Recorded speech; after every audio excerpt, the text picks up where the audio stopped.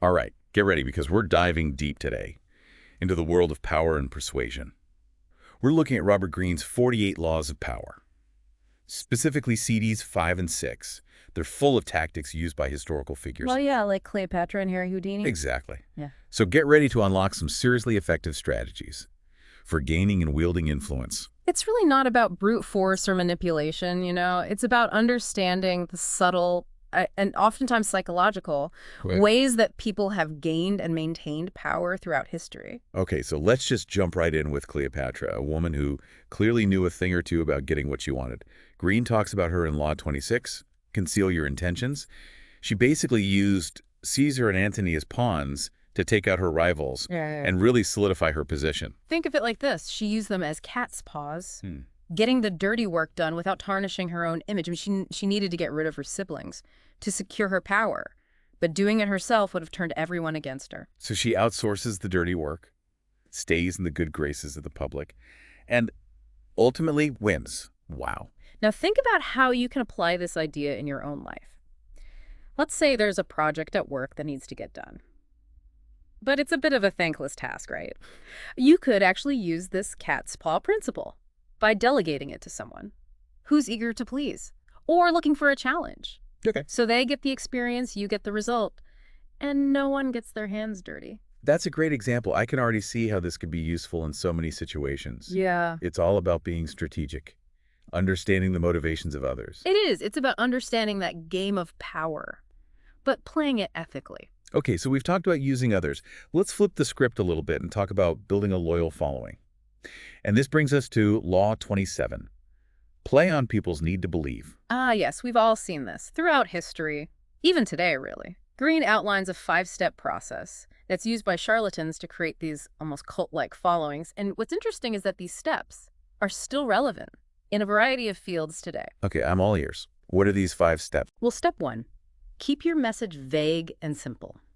Think big promises and transformative experiences, but stay away from the specifics. Let people kind of project their desires onto your message. So creating a mystique, building anticipation. I like it. What's next? Step 2, prioritize the visual and the sensory experience Yeah. over intellectual arguments. Think spectacle, dazzling visuals. You want to appeal to emotions, not necessarily logic. It's like creating a Hollywood blockbuster. Lots of flash and awe to draw people in. Okay, so what's step 3? Step 3 is all about borrowing elements of organized religion to create structure for your group. You need rituals, a clear hierarchy, maybe even special titles, to foster that sense of belonging and exclusivity. So tapping into that need we all have Yeah. for ritual and community. I can see how that would be powerful. Okay, what about step 4? Step 4, never make it about the money.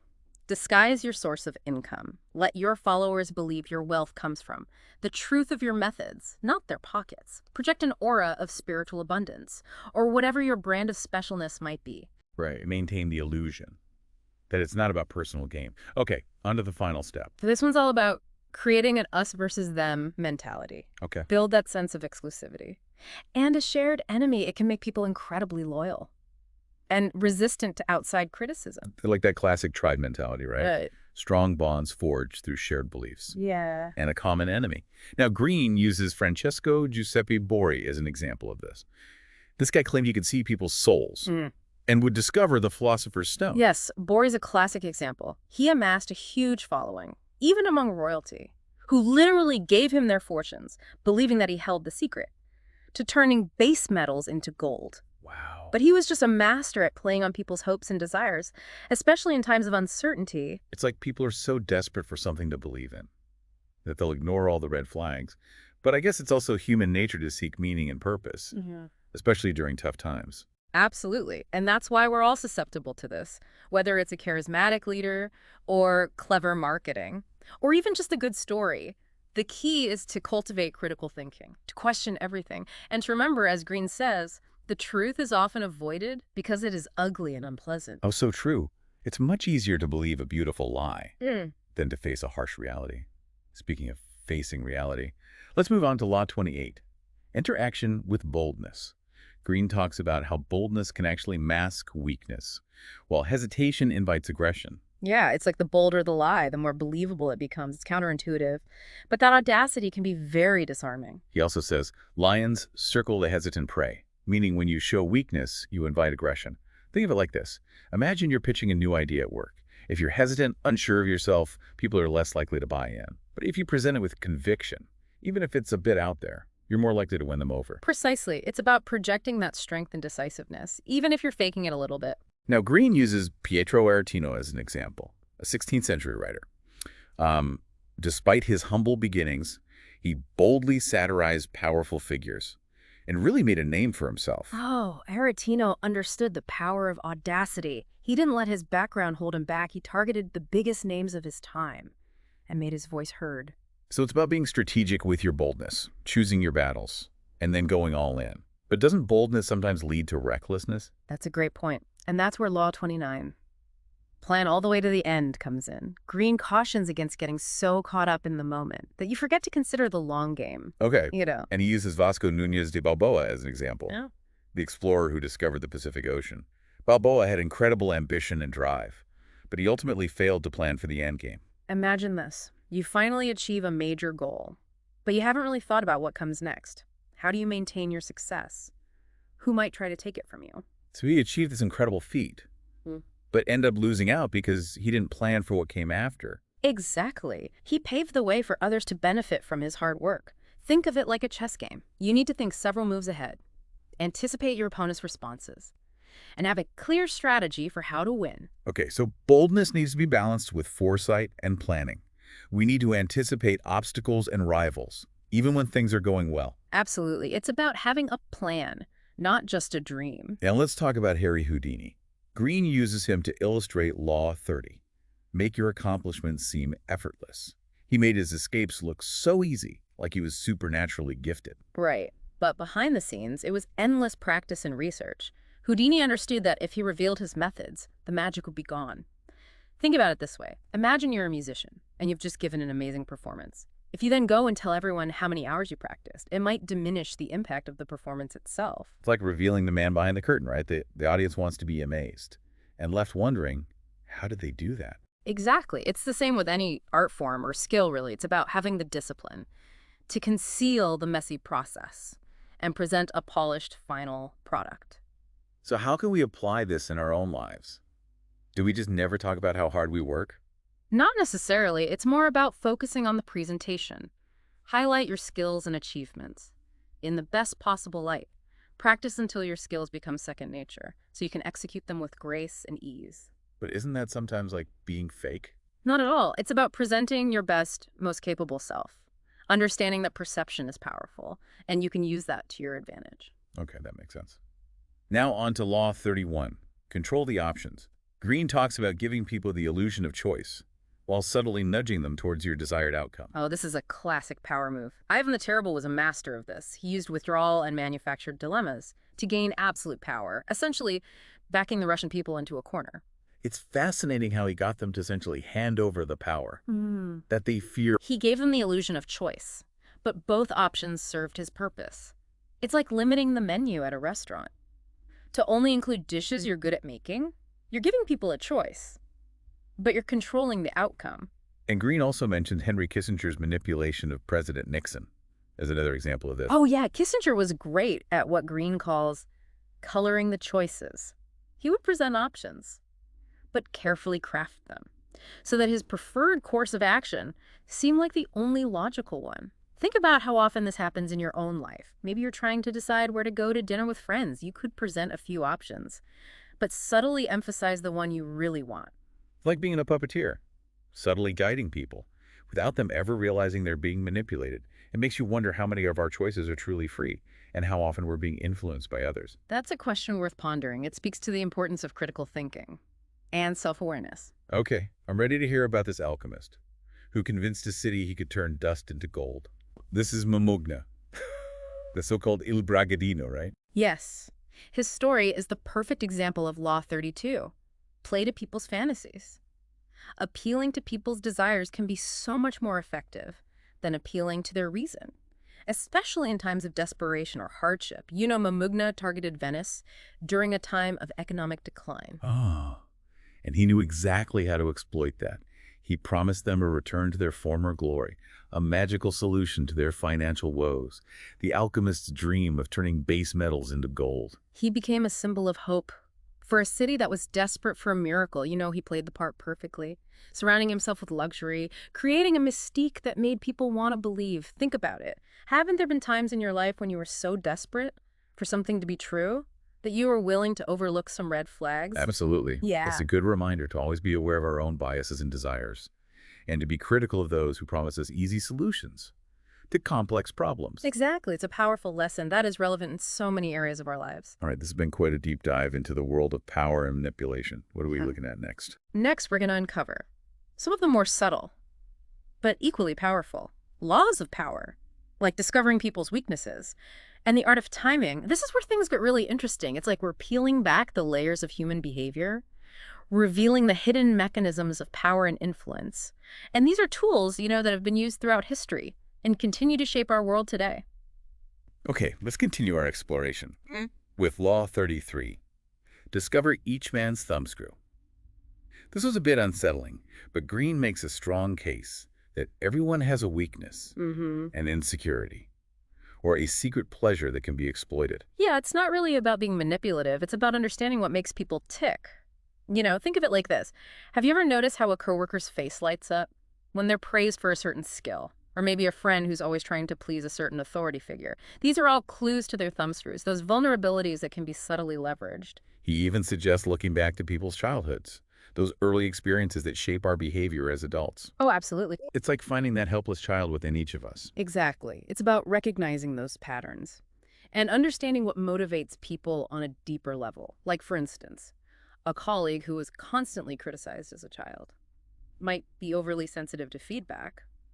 Knowing this can help you tailor your approach, to get the best results without unintentionally triggering their insecurities. That's fascinating, but also a bit unnerving.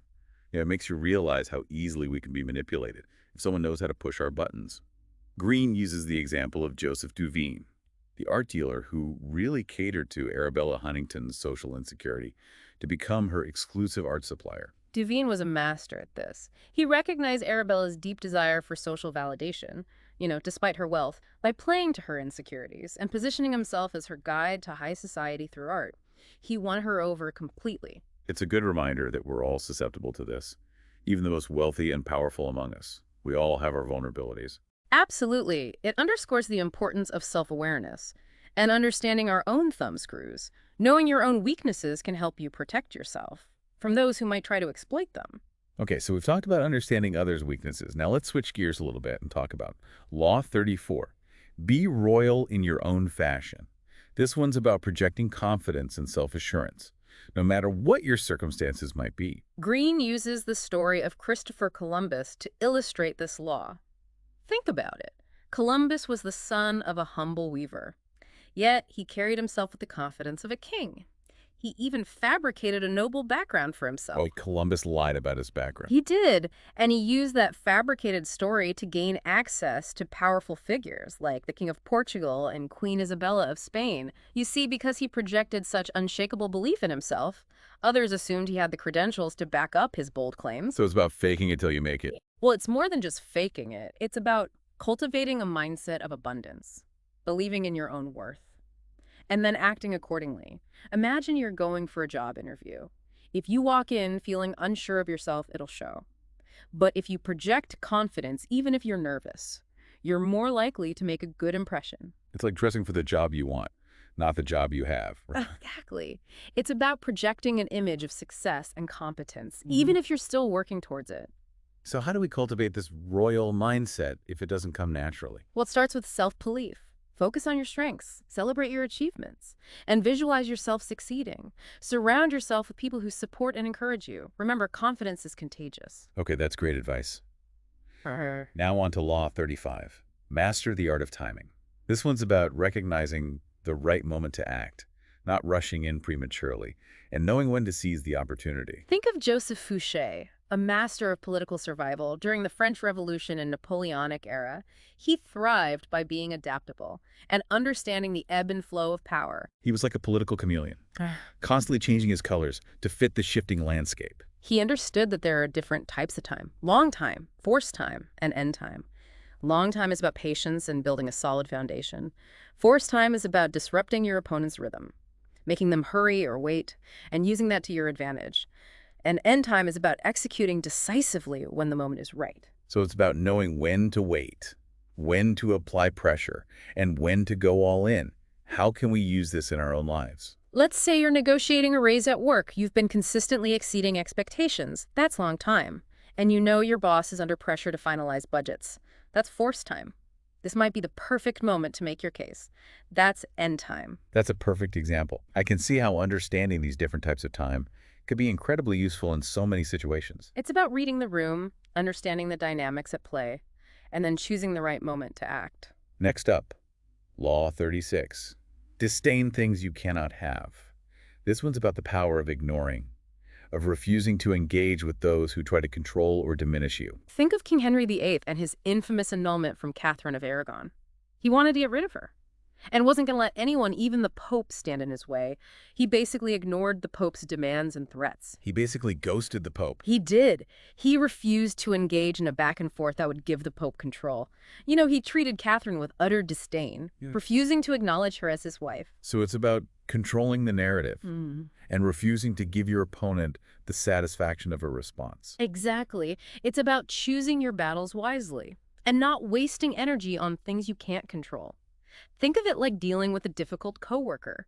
Sometimes the best response is no response at all. By not engaging, you're taking away their power to affect you. It's like that old saying, don't feed the trolls. Sometimes ignoring is the best strategy. But isn't that a form of manipulation? It can be, but it can also be a form of self-preservation. It's about protecting your energy and focusing on what truly matters. Okay, I'm starting to see the strategic value in this. Now on to our final law for today. Law 37. Create compelling spectacles. This one's all about using visuals, symbols, and grand gestures to create an aura of power and influence. Think of Diane de Poitiers, mistress of King Henry II of France. She was a master of spectacle. She understood that images and symbols could bypass rational thought and create lasting impressions. She cultivated an image of beauty and power, even associating herself with the goddess Diana. So she created her own personal brand, her own mythology to captivate the king. She did, and it worked brilliantly. Henry II was completely captivated by her for over 20 years. Think about how this applies today. Look at brands like Apple or Nike. They don't just sell products, they sell a lifestyle, an image. Right. They use powerful visuals and symbolism to connect with people on an emotional level. It's like we're all living in this giant spectacle, constantly bombarded by images and symbols, designed to influence our desires and beliefs. We are. And that's why it's so important to be aware of these tactics, to be critical consumers of information, and to avoid being swept away by the superficial allure of spectacles. Okay, that's a little scary, but also empowering, right? If we understand how these tactics work, we can be more aware of them and less likely to be influenced. Exactly. Knowledge is power, and that's what this deep dive is all about. It's about equipping you with the tools to understand and navigate the world of power and persuasion. All right, let's keep going with Greene's laws. What's next on the list? Next, we'll explore the idea of strategic conformity, striking at the heart of power, and even the surprising power of imperfection. Yeah, it really is amazing how much those images and symbols can affect us. It's like we're wired to respond to them on this primal level. Okay, let's continue our exploration of Greene's 48 laws of power with Law 38. Think as you like, but behave like others. This one kind of seems to go against everything we've been talking about. I know, right? It might seem counterintuitive, but this law is all about strategic conformity. Think of it this way. Have you ever started a new job and didn't quite understand the unspoken rules or like the office dynamics? You probably observed your colleagues for a while, figuring out the best way to fit in and navigate that social landscape. Oh, totally. Don't want to rock the boat right away? Exactly. Greene uses the example of Charles Baudelaire, a 19th century poet and critic. He was a real champion of the avant-garde. But he also understood the need for social camouflage, He knew that to get his radical ideas accepted, he had to present them in a way that didn't threaten the established order. So he played the game, even though he might have disagreed with it. He did. He conformed outwardly, while inwardly nurturing his own unique vision. Think of it like this. If you want to introduce a new idea at work, you might have more success if you frame it within the context of existing company values or goals. You're not abandoning your idea, you're simply packaging it in a way that's more palatable to the powers that be. Okay, that's a really smart strategy. So it's about picking your battles, knowing when to blend in and when to stand out. Precisely. It's about understanding those social dynamics of power and using them to your advantage. Okay, on to Law 39. Stir up waters to catch fish. This one sounds a bit more Machiavellian. Yeah. This law is about using chaos and emotional agitation to your advantage.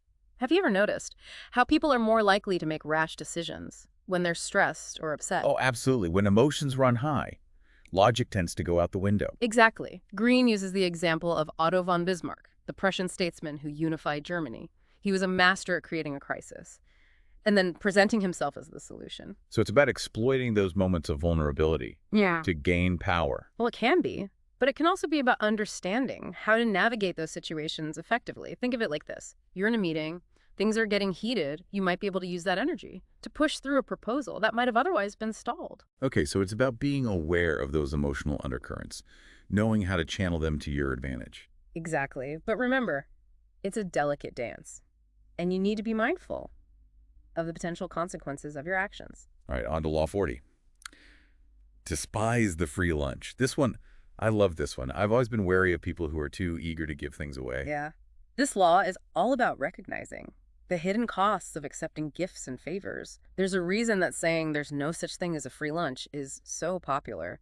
Think about a time when you accepted a favor from someone and then felt obligated to return it, even if it wasn't convenient or something you wanted to do. Oh, I've totally been there. It's like that feeling of indebtedness hanging over you. Exactly. Greene uses the example of Louis XIV, the Sun King of France, who used lavish gifts and favors to control his courtiers. They were constantly vying for his attention and approval, which gave him immense power.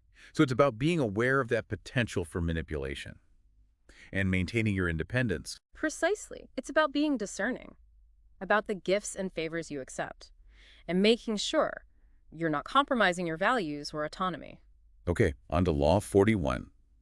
Avoid stepping into a great man's shoes. This one seems especially relevant in today's world, with so many iconic figures in business, tech, and entertainment. Oh, it's so tempting to try to emulate those who've achieved great success, but this law cautions against trying to follow in the footsteps of someone who has already left an indelible mark. Think about it. Would you rather be known as like the next Steve Jobs or as the first you? That's a great point. It's so much more powerful to create your own legacy. Exactly. Greene uses the example of Louis XIV, who succeeded his grandfather, the legendary Louis XIV, to the French throne. He struggled to live up to his grandfather's legacy and ended up being seen as a pale imitation. So the lesson here is to find your own unique path and build your power on your own terms. Precisely. Don't try to be someone else. Embrace your individuality and create your own path to success. All right, what's next on our list?